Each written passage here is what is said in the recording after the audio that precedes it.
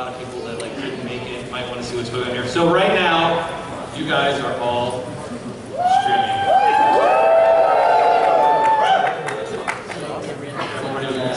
If you want to check out that, download that app and follow Star Wars Celebration. The tagline to follow. So some quick announcements here first.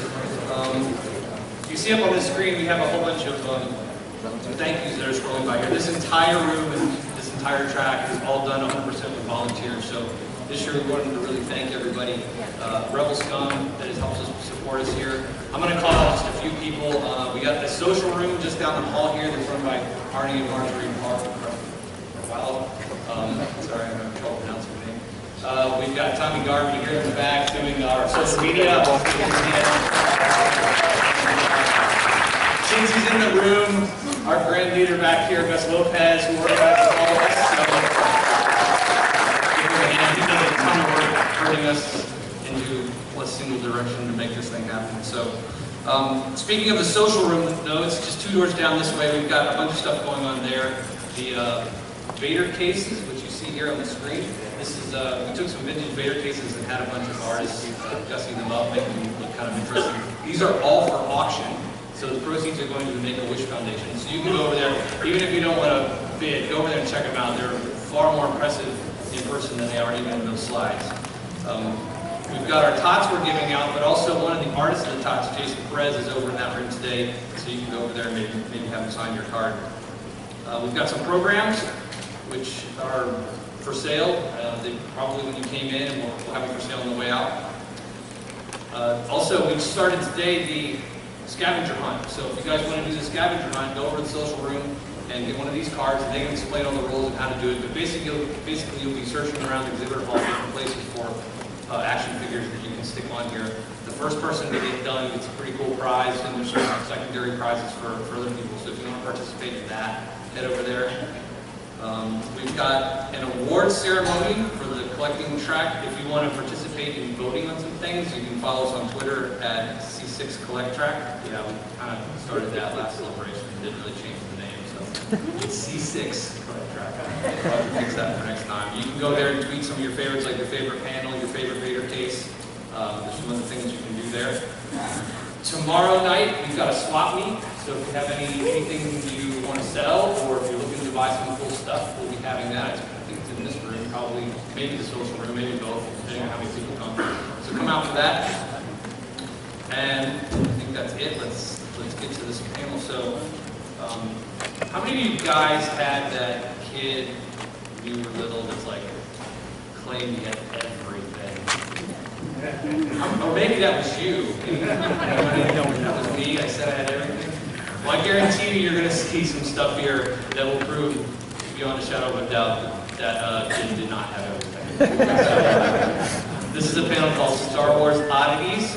So we have our panelists, John Alvarez, Ron Salvatore, and Joe Yglesias.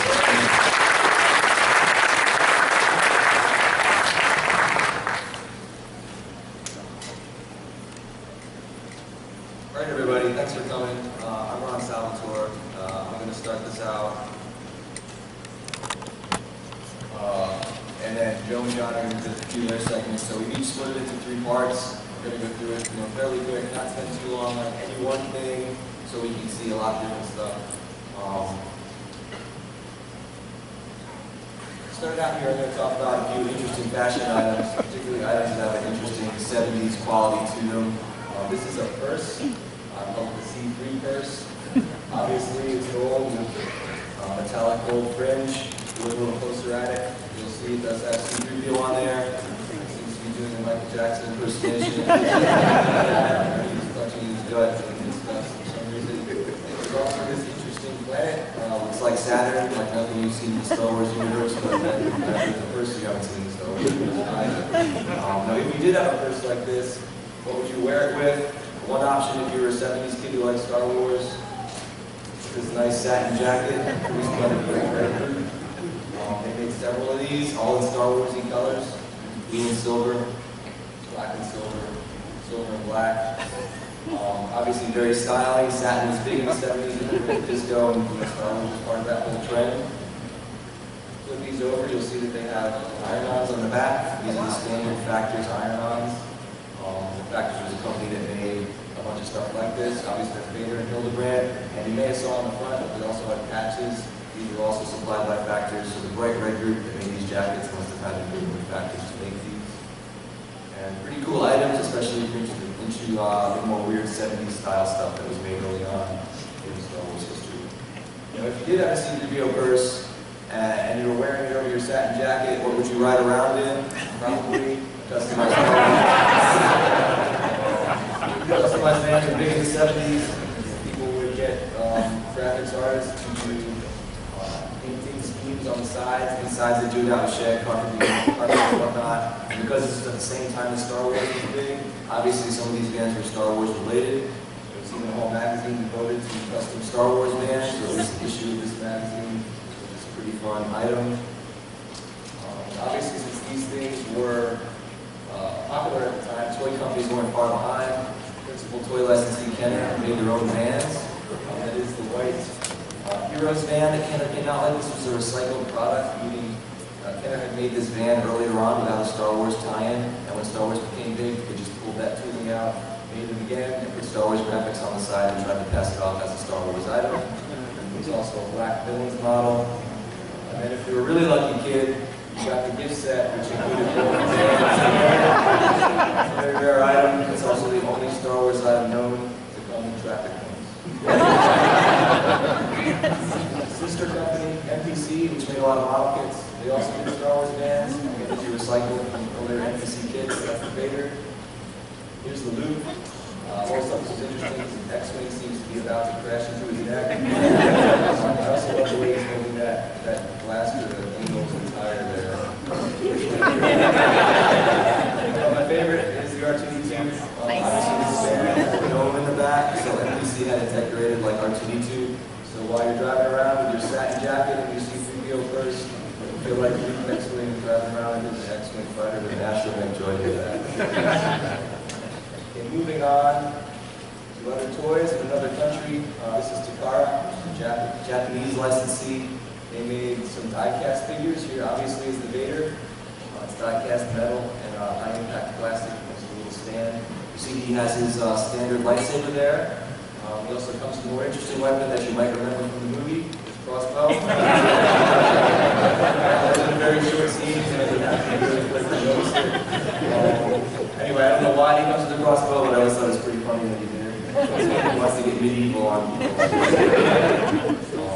There's also a C-3PO, same sort of deal, die-cast metal and plastic. If you look really closely, you'll see some interesting detailing.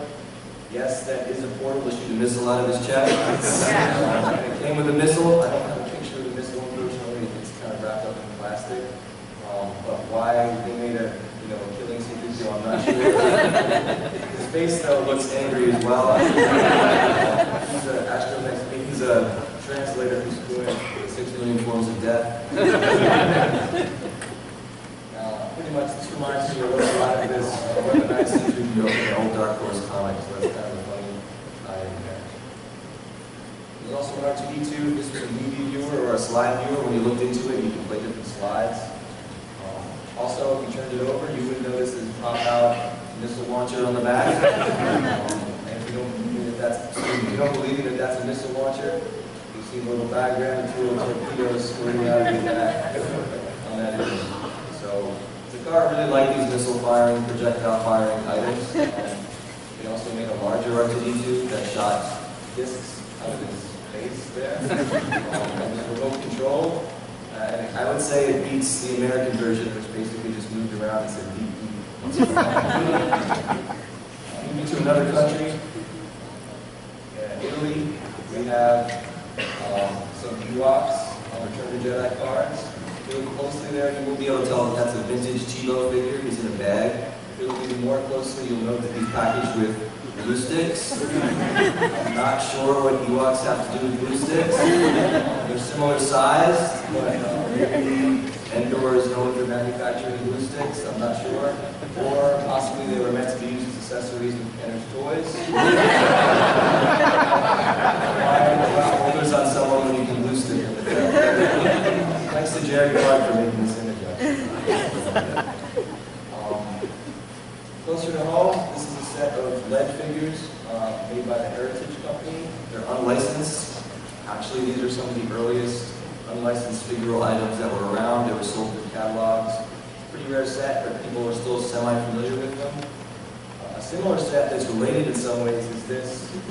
These unpainted figures it's from Archive Miniatures. I think that's the name of the company.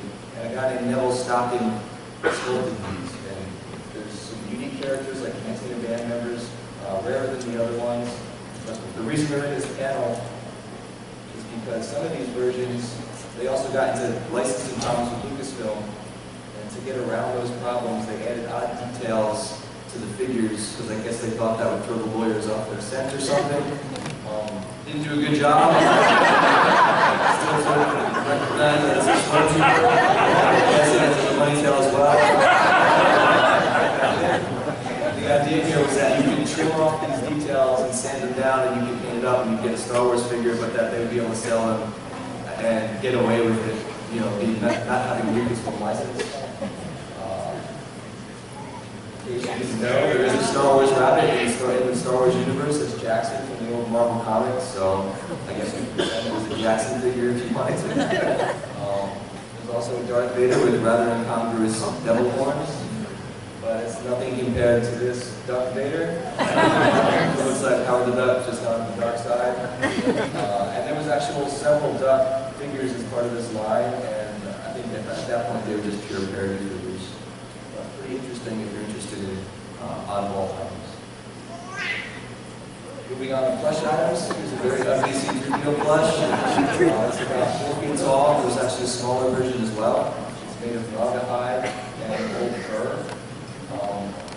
These are believed to have been carnival prizes, I think. I think that's the theory, right? But this is not common, but you see them around once in a while. The R2-D2 counterpart is much rarer. It's the only one known. It's basically a big sack of sawdust with some rawhide panels on there and some reflective tape to make them look kind of spacey. There's the two together. It kind of looks like a Nightmare Furry convention. I actually bought the R2 from the guy who won it as a child on the Jersey Shore. Moving on to advertising items, this is my favorite oddball poster. This is an Italian movie poster from the late 70s. The artist was a guy named Capuzza who did a lot of notable Italian movie posters. Obviously, it's a very cartoony image, which is basically unique in the Star Wars poster canon. Luke and Leia are probably the most interesting characters on the poster. I'm not sure what Capuzza was thinking here, but I had Claudia Cardinale in mind, doing Leia. And Luke kind of reminds us of a different Italian celebrity.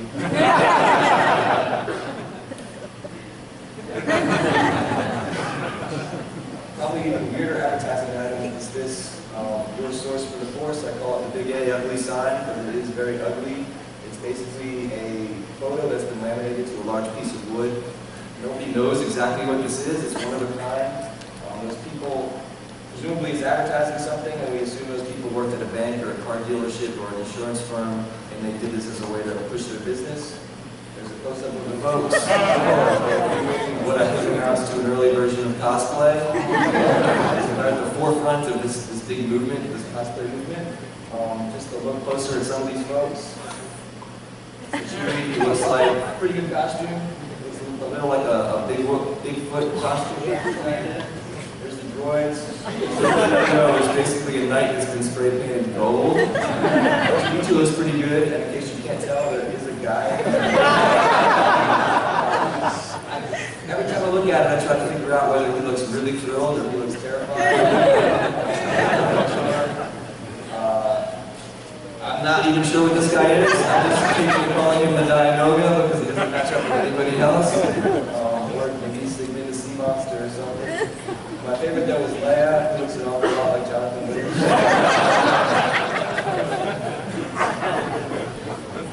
Just a couple more here. Moving on to housewares, this is an unlicensed lamp made in the 70s.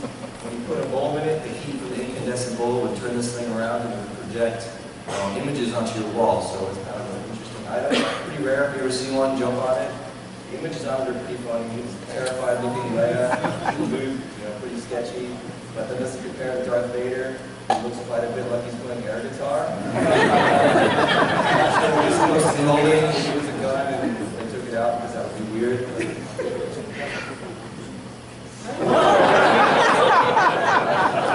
is a recent find from Romania. I have no idea when it was made or what it was for. I think it's a mug.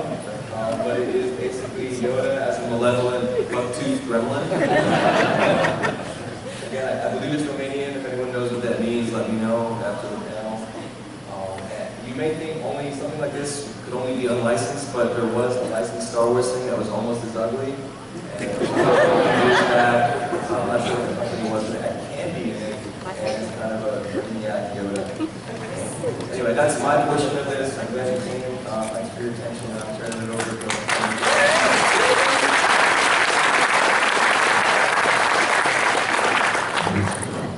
Alright guys, I'm going to kind of go all over the place with this. We're going to start out with videos. Some of you may be familiar when episode 1 came out, we got hit with a barrage of bootlegs of it before it actually hit the shelves. Now most of them look like this. Pretty standard, we've got the cover art, some pictures. Aside from the Asian writing, it looks just like your standard release would be. However, you have some of them like this. This one was released in India, and although the artwork looks like it's from the original movie, it says it's supposed to be an episode 1 bootleg, all original costumes. I've seen some of the bootleg movies which are equally atrocious, but I've never even seen this one. I've only been able to find the poster art. Then you've got this is one of my favorites I've seen. The inclusion of the extra characters is what really gets me. I'm thinking maybe they thought their pairing was so good that they'd try it again.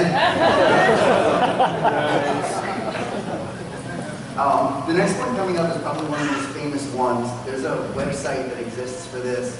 It's been around since episode 3 came out. The link is at the bottom of the page. Although I do warn you, some of the translations are really bad, and there is a bit of adult language in their translations. But I'm just going to cycle through a few slides. Just pay attention to the translations at the bottom, because that's what's really going to get you.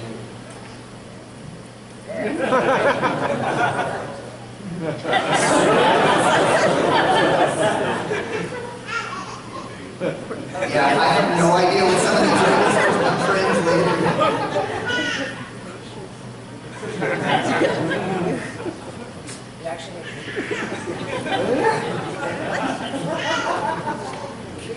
Yeah, these are really bad. Alright, I'm going to move from this one into some toys next.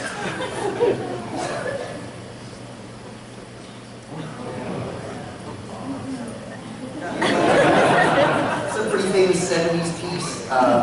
These were actually available in several different colors: black, white, silver, Galaxy Warrior. There were even some other names on it. It was a pretty famous style of robot, except this one just decided to stick Stormtrooper on the top of. It even came in different sizes. There's a small one available. This is a pretty rare piece. I've only seen a handful of these over. It's actually a girl's brush set. Videos may be known at this point. But it's the artwork on this that really makes it an oddity. Look at R2 especially. It's kind of bullet shaped with the arms and legs. But the fact that they did this to market girls' brushes is the part that really gets me. Costumes. Now this was your standard Star Wars costume from the 70s. There's nothing wrong with this. You've got your box, your poster art, it's got a standard costume inside. Here's one of the other ones that came out. You see they were totally playing on the Star Wars style. It's a Space Wars costume. There's several in the line, but this one's supposed to be the C-3PO. Inside you've got, inside the production one you have the regular costume. Although that in itself is a bit of an oddity. I never understood why the earlier costumes had the picture of the character on the body instead of the actual body itself, which they did later. But at least you can still tell that one's C-3PO. This is what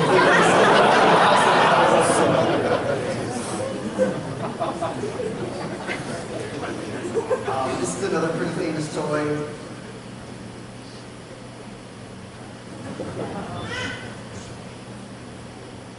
If you look closely, you'll see it's actually got a pig-shaped nose on it. It's often referred to as a pig-nosed Yoda. It comes from Hungary. The figure itself comes in a couple of different variations, shades of color. It's not too hard to track down, but card ones are really hard. There's only a handful of card backs known and even less card figures known. It's one of the probably the rarer figures that you can pick up for a vintage unlicensed piece. But the nose is what really gets everybody. We were never sure why, if it's a molding defect or what, but they totally changed the face on this one.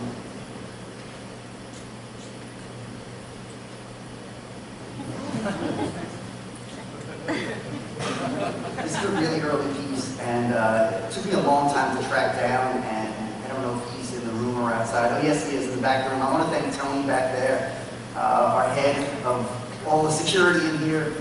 He helped me get this. I looked for years to add this. I first saw Ron post this up on Star Wars Collectors Archive, and I just fell in love with it. It's just such a ridiculous early piece. They so obviously tried to skirt around it by saying, let the Force be with you, but it's the imagery on it that just gets me. The R2s with arms and legs and triplets floating in space along with the severed head of C-3PO. It's just a great piece.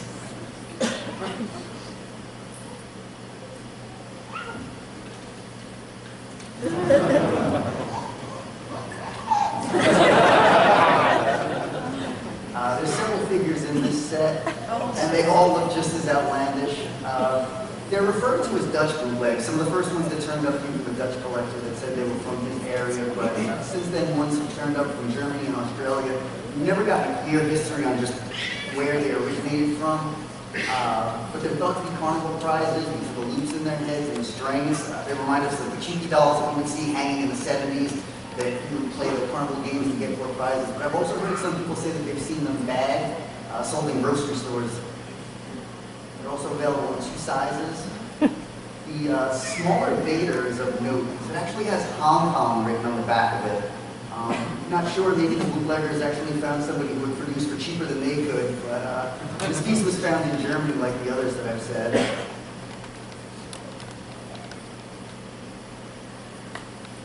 Not the only figure to come in the vintage bootleg line with a sword instead of coming with a lightsaber. And this figure is also from the line. I absolutely assure you that that is Chewbacca, though.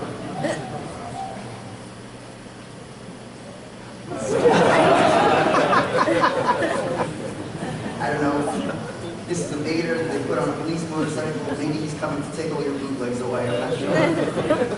The thing about him, though, is this is one of those situations where life imitates art.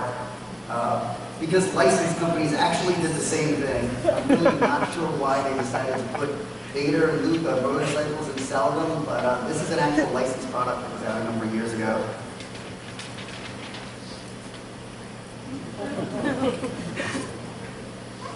I'm just going to let you look at these. Yoda seems to get the short end of the stick everywhere. They just can't produce him correctly. And the sad part is, most of these are actual licensed pieces. So some company got the green light to produce these. Not only did someone come up with the idea, but somebody said, yeah, that's a good idea, let's do it. This is the only one that's unlicensed from that page. Very much in his Steve Hulk pose. Here's another Yoda, and I think he's holding that stick that he got the short end of.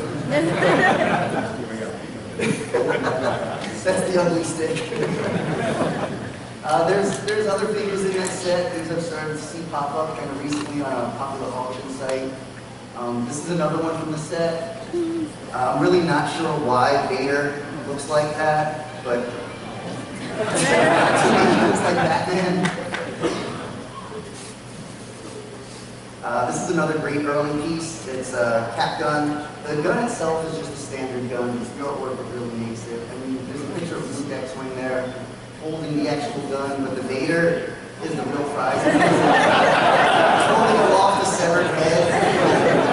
Even better than that, if you notice the cutout line around it, it's supposed to be set up as a target, but it doesn't really launch projectiles. It's just a cap gun, so I'm not sure what they're shooting at.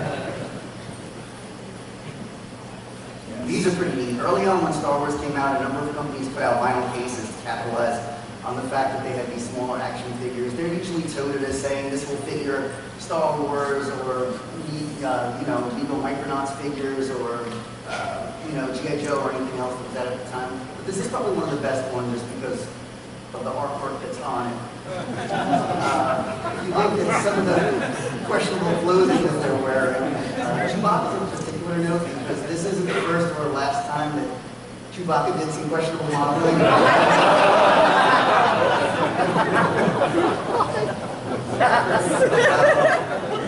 We're going to move on from there to, in Poland, in the early Star Wars days, there was a bit of an embargo, and they weren't allowed to bring in any product. So a lot of the sci-fi clubs over there decided they were going to make their own books. People actually got their hands on US released books, translated them, and put them out. I've seen any of the Star Wars novels, from Splinter the Mind's Eye, and Solo Trilogy, even things like Blade Runner, Indiana Jones, all from the same company, if you want to call it that put them out. But the best part about these is that there's a lot of hand-drawn drawings inside, and the drawings really make it. The bottom one's probably my favorite, because he looks like he's trying to hypnotize Dan. Now, hypnosis was a bit of a theme in bootlegs, and the only thing I can think of is maybe they were trying to hypnotize you into thinking you were buying quality products. Because these certainly aren't.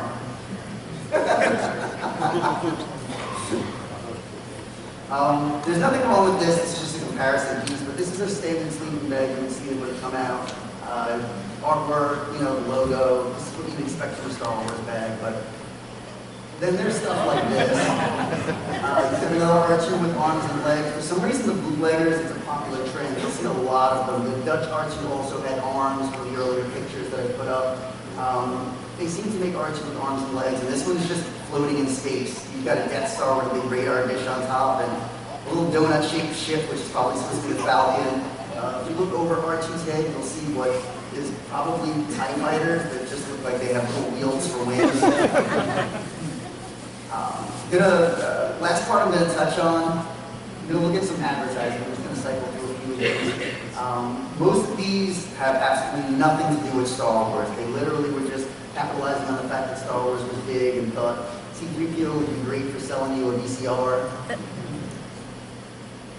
Or, you know, they want to market their Star Wars, so the owner was cartoonized wearing a Vader helmet, which looks more like a green helmet or something, and R2 looks like a keg with legs. Apparently they could also deliver babies. This is one of my favorites, and I don't know if he's in here, but I want to thank a collector named Bobby Sharp for letting me borrow this picture for the panel, because this is just awesome. It's called Cash Wars, and if you look, all the characters from the store are turned into Star Wars characters. It's probably the owners. If you look at the guys right there, the lightsabers are actually dollar sabers. You're looking at Salvatore and Joseph Yglesias. Jack really thought a lot of himself, not only because he looked like Luke, but he's huge. I know, and there's a strange little squat R2 also. I don't know what this is. It's a Rizla 730. I've had the ad picture for years. I've never been able to figure out what the company is, but apparently C-3PO could also sell those. Is it? Thank you. And this last piece, this has absolutely nothing to do with Star Wars, except they did Star Wars as a Star Wars logo and threw it in space, but even Star Wars could sell your $88 cheap seats. Last slide, I'm going to put just two of my favorite pieces. This is a bank that looks like a cross between C-3PO and Planet of the Apes. It's the only one I've ever seen, origin unknown. There's no copyrights on it or anything. No country. I got it from Gus Lopez. He didn't know where it was from, and since I've actually turned it over to Joe's museum because it deserves to be there. And this is a great piece too. This is a Darth Maul speed toy from Brazil. There were several in this set. It's hard to see the face, but it's an absolutely terrifying face. It was supposed to be made for children or animals. And the worst part is, being from Brazil, it's probably painted with toxic paint, so I don't think you want your children or animals putting it in their mouths. But that's the last thing I'm going to do. I'm going to turn this over to Joe now.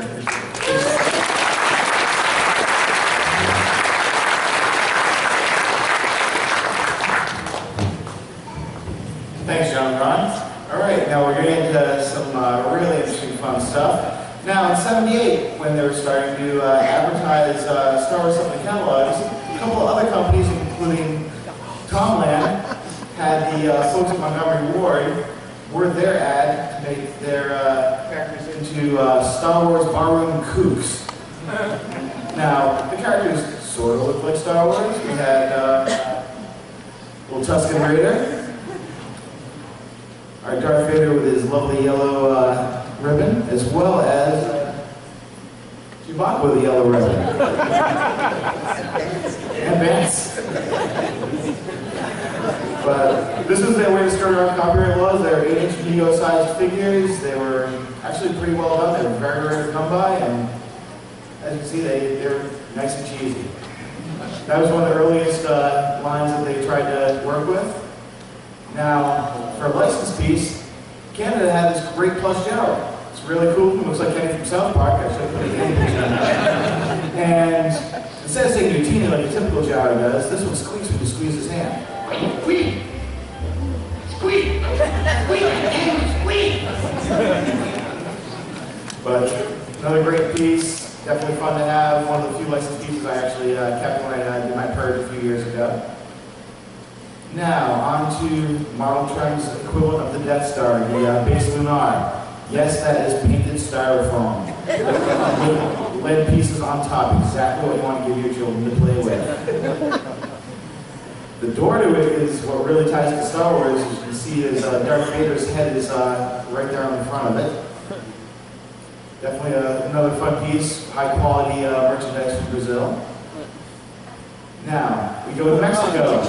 Here's a typical Mexican bootleg Blue Bespin. Nothing too special about him. But if you add a little bit of rope to him and a demented imagination, you come up with this. We've always assumed that it's supposed to be a Wampa Cave loop, but because it's a Luke Bespin, it's just one of those bizarre things there's no gender equivalent for and no explanation that I want to even think about. Yeah, I think Chewbacca was hanging out with him in the bar. Anyway, moving along from that thought. Now, we're in the middle of April. It's tax season. Who's the most feared man in the Empire? Right about now, is it really the Emperor? Is it Darth Vader who's the most feared man in the Empire? I don't think so. I think it's the Imperial Auditor. Who's the Imperial Gunner with his calculator?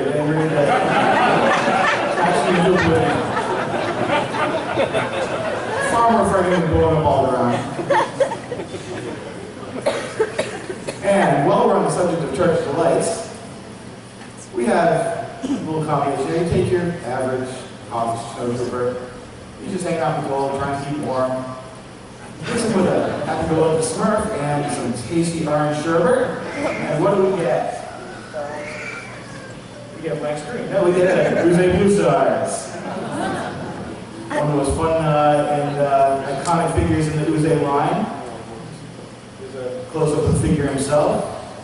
Uze figures are incredibly well done. Just no explanation of why they decided to make a blue one. Or have him standing in sherbet for that matter. Definitely one of the most fun pieces, in my collection. Now we're going on to Greece, where although they had licensed Topps cards there, the company decided to make a set of bootleg cards. They came in these very plain white wrappers, and there were two different sizes of text. So far, nothing too funny here. They're just kind of neat looking. They had prizes. You could win prizes now. Do you really want some of these great prizes? You can get yourself a calculator, watch, a soccer ball, some walkie-talkies, all kinds of fun stuff. Now, one of the cool things about this set is they didn't quite stick with just Star Wars in it.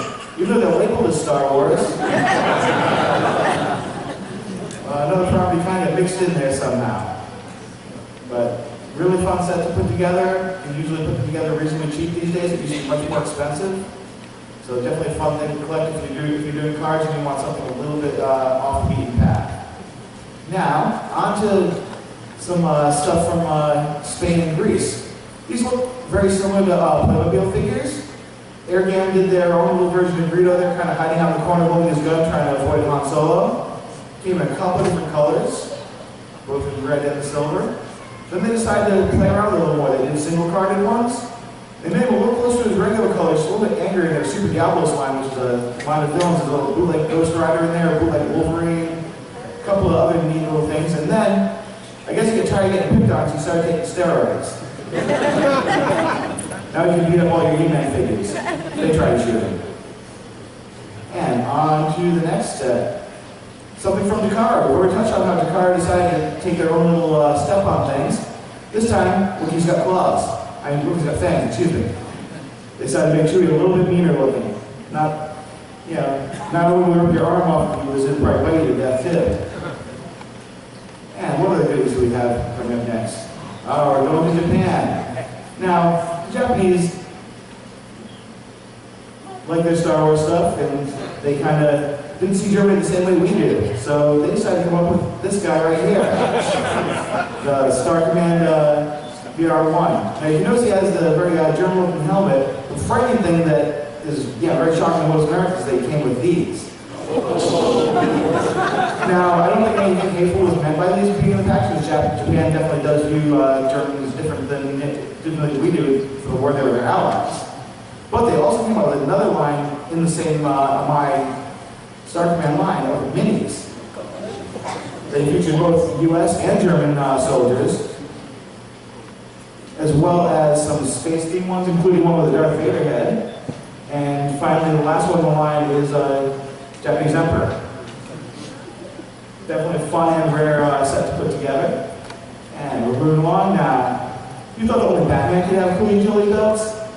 Canada thought otherwise.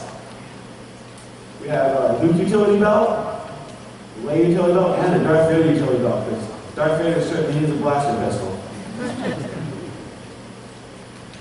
They were pulled from the market very quickly. Rumor has it that as soon as George Lucas saw them and the lack of quality involved, he demanded that Canada pull them from the shelves. They're probably one of the rarest licensed things out there, other than 3-packs. And speaking of utility belts, Luke decided to become a sheriff after they gave him a badge, a little holster. This piece is from Spain. It's another great knockoff piece. Lots of fun, but I think we're going to move on to Poland. Now this lovely orange lid with silver hair buns. It's definitely a figure to behold. Nothing kind of like about her. But she can hang out with Loose Neck with him and go to the prom if she wanted to. Yeah, I'm still wanting to go with Joe, John. Alright, and on to some of my favorite pieces. We have a Star Wars umbrella that I got from Canada. I don't know if it was made or manufactured in Canada, but it says Battle Wars on it. It has both Star Wars characters, and it looks like they were taken from the figures, as well as Battlestar Galactica images. That and an R2-D2 battery charger, because everybody needs to charge their batteries, in the galaxy far, far away. It's just one of those weird pieces. I can thank my friend Shane for finding that. Another thing that came out of Canada. I don't know why they had it, why it was made, but it looks great on my shelf, so I'm not going to hide it. All right, I think it's time for questions and answers. Who's got questions for us?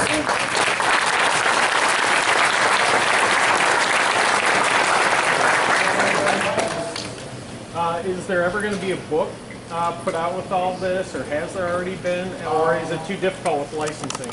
Well, it's going to be a fan-to-fan thing, like most of the collectible books are. That's not really much of a factor. It's really, time has been a factor for me. I've been working on it. I've got most of the writing done for a book. Just the photography is something that's not quite up to par, and my graphic designer has been really a stickler for being perfect. So it's hopefully going to be out by Celebration 8. Yeah, lots of it.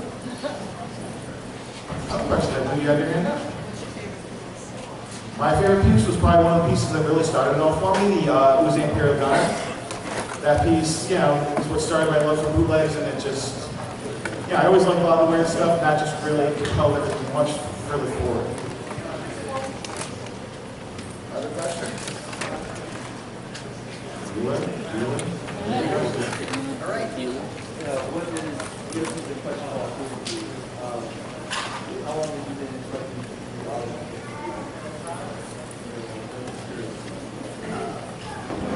Star Wars wise, since I started 18 many years ago, but it's a funny story. I've actually been playing with unlicensed toys since I was a kid. My mother was a toy dealer in the New York area, so she got a lot of knockoffs from Chinatown. So a lot of the toys I actually played with, like Transformers and stuff like that. So when I got into Star Wars collecting with the modern line in the 90s, some of the first things I started looking for were those Asian knockoffs. So since the beginning. Part of my collecting has always been to try to find odd stuff. So not necessarily unlicensed, but a lot of times just one-off, really weird things that you never would have knew have existed until you found it. To me, that's part of the fun of collecting. So I love that sign that I showed, which I'm sure is a one-of-a-kind thing and is a mystery. Nobody knows what it is, and every time someone sees it, they say, "What is that?" And I say, "I don't know." So someday maybe we'll find out. So I was drawn to that from the start, and I first started buying some bootlegs in the 90s when I ran across them, but I'd never seen or heard of them before, so I figured, well, these are weird and nobody else has them.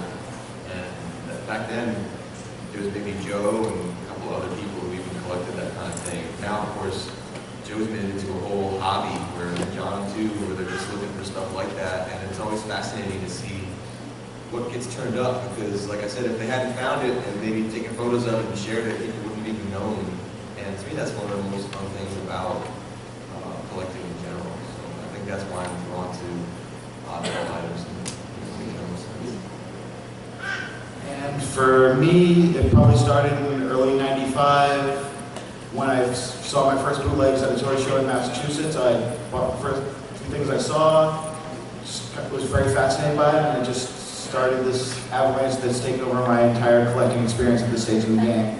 And if I want to read like a full interview on it, Bobby Bob's just put one up on his blog. I don't know the URL address. I believe he should be in the room somewhere. But a lot of that stuff will also be explained when I finally get the Outer Realm book published. So, I mean, there's different mentalities for collecting. A lot of people, and this isn't, you know, a criticism, but a lot of people will gravitate towards established things where it's like, oh, my friends all have, you know, carded figures that are AFA 85, and I want the same figures because they want to have the same things. And then there's other groups of collectors who are more into novelty, and you'll see, you know, I want the thing that nobody else has seen. And I think I've always been more in the latter group, so that's one way to look at it. You know, people are interested in novelty as opposed to having what other people have. yeah, I definitely never wanted the cookie cutter collection. I always wanted something that was just a bit out there from everything else. And when I started learning more knowledge about why and how these lines existed, that added to it so much more for me. And yeah, it's just a lot of fun because there's no finite end to it. There's always something new being found, something you never knew existed coming up. It just makes it much more challenging than collecting all 92. As long as you don't get lead poisoning from your I think we're all in the same boat, because cookie cutter is exactly what I was thinking. You see a lot of collectors post their pictures online, and you post it up, and you know, it's great what they have, but in some regard, when you look at it, it looks like X or Y other person could have had the same exact collection. Then when you get something like Joe's collection, you see all these weird bootlegs you've never even seen before. It jumps out at you, and it's right away interesting. So it's like, wow, I never even knew that existed. It's kind of cool.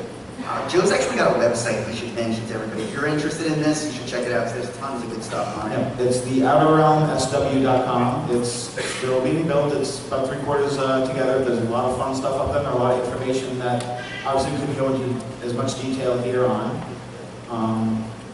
And yeah, not trying to offend anyone that does have like a collection of, you know, nice U.S. carded figures or even foreign carded figures that are all licensed. If that's what your passion is in the hobby, that's great. It's just my interests kind of taking a, you know, a little bit more deranged direction, I guess.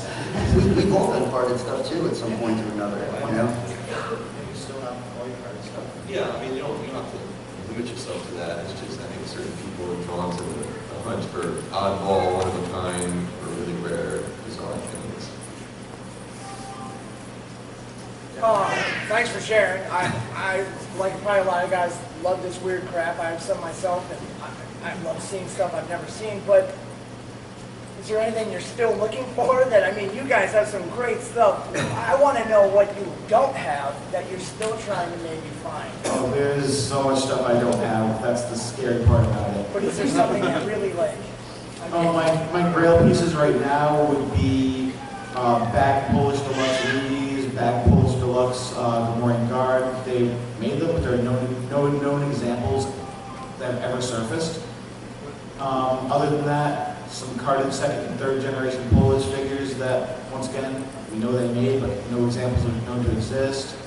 And there's actually a couple of Uze variations that I still need, but it's, you know, it'll eventually happen. Also, there's some Japanese pieces that I'm still just learning about that I recently just found out in the past year or two that exist that I'm putting together. The my Star Command, the minis.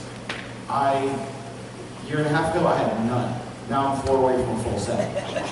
It's just, you know, it's just a lot of having friends that are willing to help me find things and me being willing to help them track down trade bait, because sometimes money isn't the issue.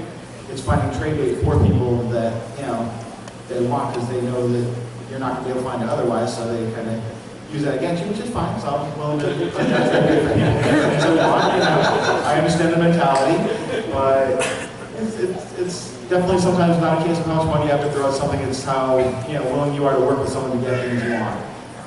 There could be tons and tons and tons of grails in this realm of collecting. Like I mentioned with those Hungarian pig-nosed Yodas, until, what, about 5 years ago, there were no carded examples known at all. In the past few years, a few have turned up, but for like 30 years before that of people looking, there had been nothing. There's a line of Polish Hoff Troopers that are carded. It came in 3 different colors, and so far only one of them has turned up carded, and one of them hasn't even turned up loose, but we've spoken to somebody from Poland who had as a child and knows that there were 3 colors.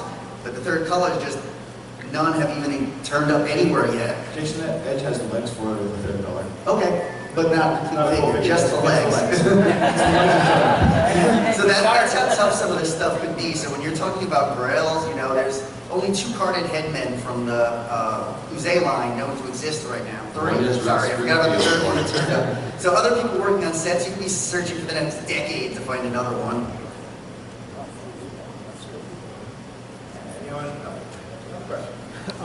So speaking of the pig-nosed Yoda carded, how hard is it to tell whether these pieces that have resurfaced aren't bootlegs of bootlegs? You know, how is it really difficult when it's a bootleg to start with to tell that it's not? There are certain textures and like printing methods that were used at the original ones that definitely cannot be duplicated unless you had a printing press from the 80s to work from, and the right card stock and the right thickness bubble. There are a lot of tells. And yes, there are people trying to do fakes of these things out there. And we can do a whole panel just on that. Yeah, luckily we've been pretty good at stopping them and outing them when they do surface and keeping people from getting screwed over.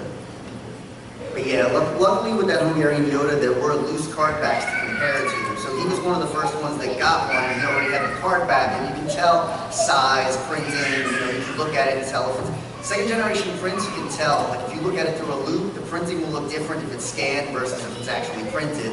So you can look at the 2 of them and figure out this is an actual card back for it. If no loose ones existed, it would be a little tougher, but we have stuff to compare it to sometimes. A couple times you talked about stuff from Poland. Is there anything that was special, I think, during that time that they you know, stuff was coming out of there? Well, they were a Soviet bloc country at that point in time, so you couldn't legally import Star Wars product in there. Some of the companies got a hold of some loose counter figures and made unarticulated figures because they had no, didn't move beyond legs or heads. They were cast directly from the counter figures. Another company, Electric, they actually made their own molds and their own figures. They had 3 different styles of limbs. There were Biker Scout limbs, High Pilot limbs, and the weird hybrid Leia ATSU driver limbs. And there were 20 figures in that line, and they were fully articulated except for the heads. And they came carded, but the unarticulated came loose. There are rumors that they came baggy, but no one's ever found a baggy example. But no, the reason they existed and flourished so much in those countries is because you couldn't legally import Star Wars product. And I'm sure they were illegally imported and a million times more expensive than just buying the bootlegs for your kids to play with. Poland also had a lot of different lines. You know, there were the movable ones. There were a couple of different kinds of unmovable ones. They had the books. They got posters. So there's just a ton of stuff that came out of there. And the great thing Joe was mentioning, the company that made the non-movable ones, first they bootlegged Kenner figures for the first half of their set. And then when the company put out bootleg movable ones, that first company actually bootlegged the movable ones and made non-movable versions with the wrong limbs on them. So they were even bootlegging bootlegs to put out their own. So there's just a lot of history in that country with unlicensed toys. It's a pretty big one. And to go even further into that, the company that was making the movable ones, they had to do all the manufacturing of the figures at night after the regular factory closed down, because they were making other products, you know, for the government, you know, under government control and under government mandate at that point in time. So they had to do that all under the books and under the radar and distribute them that way as well, so they didn't get caught by the government. So it was a very, you know, very clandestine thing. They didn't have to worry about Lucasfilm. They had to worry about, you know, Soviet soldiers coming after them. So it was a pretty scary prospect at that point in time, I think. You know, like why Poland versus like Ukraine, or did things go from Poland to the rest of? Well, there's also a line of Russian bootlegs that's out there. Of course, it's only one figure on 3 card backs, but it does exist. There's Hungarian also, the Turkish, so there were some of them from that area, each had their own, but there was distribution, like a lot of Polish pieces have turned up in Germany over the years, so they made it, you know, over the wall. Let's have any questions. Are there any modern bootlegs or anything like that that you're looking at? I saw stuff where the artists or the creators are wondering what you think about things that are going on nowadays. Well, Sunblood stuff, well, it's definitely cool, and I definitely have a few pieces of it in my collection. I don't consider it bootleg in that it's made as a collectible. I definitely delineate that true bootlegs are made to be used initially as toys, not for the collector market. And there definitely are, as John showed, some of the Yodas and that Vader that he showed that looks like Batman, there definitely are newer bootlegs being made, and they're being sold in various countries to children, well, to parents and some of it to give their children, and those are, you know, definitely more true bootlegs. Nothing against Sunblood, it's great stuff, it's fun, and it's definitely bootleg inspired, but it's still more of an art piece.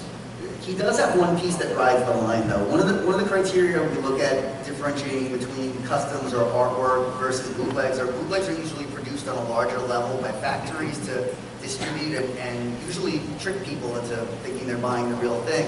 Sunblood actually does have one he made a few years ago where he actually sculpted everything, sent it over, and had it made in a Far East factory, carted up, and does sell in stores in New York. So that one piece would kind of fit the line of an unlicensed or bootleg product, but most of his stuff he makes himself in a shop. He's from my area. I talk to him all the time. So I know he hand makes a lot of these pieces, so they're more art pieces than actual bootleg pieces. How do you make contacts in the different countries for buying all pieces? Just various forums. Sometimes they'll have something on an auction site. You buy one thing from them, you start to message them and ask them to have more things. There are a lot of foreign auction sites that you know, as long as you can speak language or have a translator program, you can kind of go on those now and find stuff. Yeah, it's definitely a lot easier than it used to be. It also helps to advertise, because you know Joe's pretty well known as a bootleg guy. So if anything weird comes up, it gets funneled towards this guy more often than not. So I mean that helps quite a bit. It's been said that I have a bootleg tracker being the bootlegs are gravitating towards my collection. His collection's like a black hole. But when I first started with Joe a number of years ago, it was a lot harder. You know, a lot of these guys now, they're actually coming forward. They're creating Facebook pages, they're signing up to message boards, and they're sharing some of the stuff they have and starting to create dialogues with people. And you can just tell them what you're looking for, and they'll reach out and search. But years ago, we had to find these obscure people. Sometimes it was through word of mouth, like Ron had a guy from Hungary that he was dealing with, and he passed on the information, and then we started dealing with them. And now it's just a lot easier than, you know, passing on emails. Or one guy I found actually had a small Polish website. I was just looking for stuff in Poland, and I found his website, reached out to him, we started talking, and created a great relationship. And me and Joe were buying from him for about 5 years, and he was just tracking down stuff for us, reaching out to, you know, local families that he knew. Their kids might still have some stuff in the attic, and he'd tell us, oh, I found another lot, and he'd just help us out. So you just have to make contacts, and it's easier dealing with people in their own country and letting them know what you're looking for so they can search. I've also had people, based on articles I've written, contact me. I had, prime example, a big deal that we did with a Brazilian seller at one point in time. We'd never dealt with this guy before. He offered us, what was it, like 40 box? Yeah, it was like a near complete set of ridiculously tough Brazilian figures. And we sent this guy like $1,200 or $1,500 completely cold, not knowing if we were going to get anything in return. The day that box That's one of the scariest deals of my life. the day that box showed up at my store, I was absolutely relieved. It took like a month to get to us. I kept calling Joe, did that box show up yet? But sometimes you have to have faith and stuff. Another time I had a person in Turkey contact me with a bunch of loose Uze figures. And he was nice enough to send me the figures before I paid him.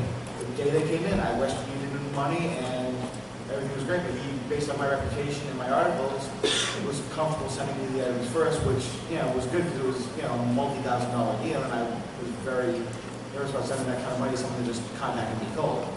That can be key. If you're dealing with an unknown, you may want to ask them if they're willing to either ship to you first or ship to somebody else first. A lot of us up here, we're on message boards, we do articles, we do conventions, so our names are kind of known. So people tend to trust, this guy's around, he's not going to steal from me, because it's really easy to destroy somebody's reputation. If one of us were to scam you and you put it out there for everybody, our reputation's destroyed. Nobody's going to want to deal with us. So they kind of know, because of our rep, we're going to do the right thing. So if you can get somebody to send to you who's unknown, it's a lot easier, because we took that risk with the $1,500, but we could have been out, and I've heard people out $10,000 sending stuff to people to get good stuff, and then nothing ever shows up, it's just gone. So you got to be really careful when you're doing something like this. It's worth pointing out too that the internet has really made most of it possible. In the early 90s or the 80s, it would be almost impossible to make all these contacts with people around the world or even know about some of this stuff. But now that the internet's there, if you're interested in bizarre items, you can just search eBay every day and find weird stuff. Whereas in the old days, the chances of you running across some of the things we looked at a flea market or something, pretty low. So it's kind of a golden age for finding bizarre items around the world just because the internet's there right in front of you every day. Ron, you got some of your first stuff from Ray. How did he make contacts? He's familiar with these before the internet. Yeah, he's talking about, I bought a bunch of loose Polish figures very early on in the mid-90s from a collector, and he had been a big collector in the 80s, and I think that's probably the first time a lot of us ever saw those items. And how he got them, he bought them from someone in Florida who he didn't tell me how they came over from Hungary, but basically someone had these loose Polish figures which are worth a pretty good amount of money now, and they were shopping them around to different big collectors in the States, and they were all like, oh, I don't want that Joe, it's ugly. And he was the only person who was interested in buying them, so he bought them when maybe he had 30. And when I bought them from him, I think I paid $20 a piece, and I just remember people looking at me like I was crazy, and I was paying $20 a piece for these things. I was like, well, but as far as I know, these are the only ones in the world, so I don't know why I wouldn't. You're not going to find any other ones, and of course, that was a good decision, but most of them ended up with Joe here at some point. Are you seeing a pattern? Most of our stuff ends up with Joe. Through various trades, so I never took it as far as Joe or John did, but I don't know how they got from Poland to America, but I remember him saying he got them from some guy in Florida who was shopping around. Has this inspired you to collect other bootlegs of different lines, different characters? For myself, it's unlicensed and mass-produced. I want to own it. There's no limit to, So superheroes, everything no, else? as far as non-Star Wars, I'm sorry, I misunderstood you. I do have a few bootleg Mego 8-inch figures, so I do collect Megos for as well. So I do have a couple of bootleg Megos, but there's a guy in the Mego community that collects a lot of bootleg Megos, and he's asked me to back off a couple of things for him before, and I don't want to get too far into him because I don't want to step on his toes because he's a really nice guy. So I've got the two really nice ones I have, and I'm content with those. Other than that, not particularly, no. I think we got to wrap it up because we're about time. But we can answer some other questions in the social room if anyone wants. These guys will be right down the hall just this way. They have more questions.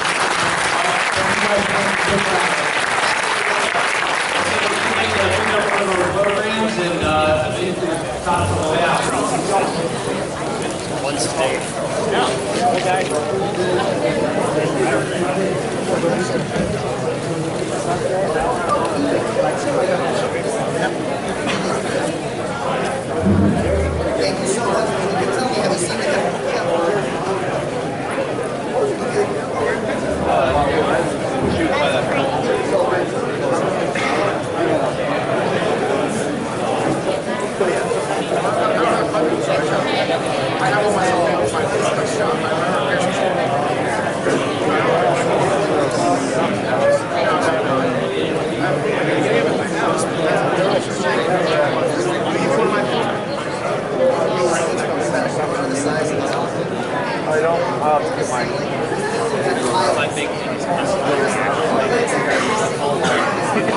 all a little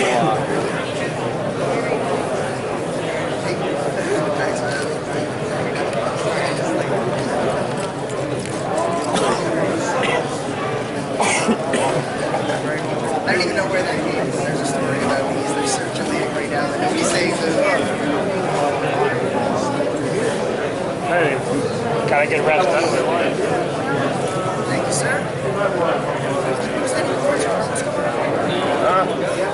Oh, I got these things. Don't touch them. These are.